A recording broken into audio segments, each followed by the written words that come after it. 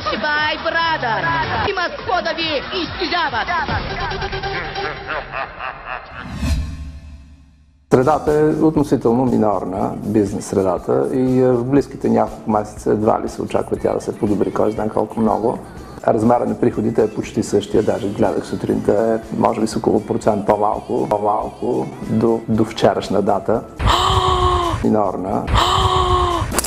Естествено. Е как? Show me the money. Show me the money! Show me the money! Yeah! Louder!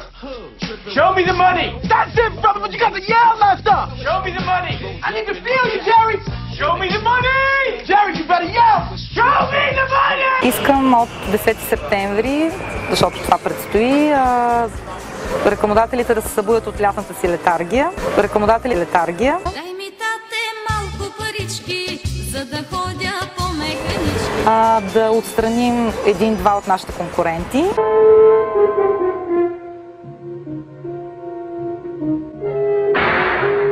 Познавам колегите им от другите медии, знам какви предложения правят и съм убедена, че това, което ние предлагаме, е най-доброто. Естествено. Е как? Има някакви много смешни хора, с които работим. Еко, с Адидас, с Нестле сладоледите, с Кока-кола. За моята собствена прогноза ще знам в края на годината.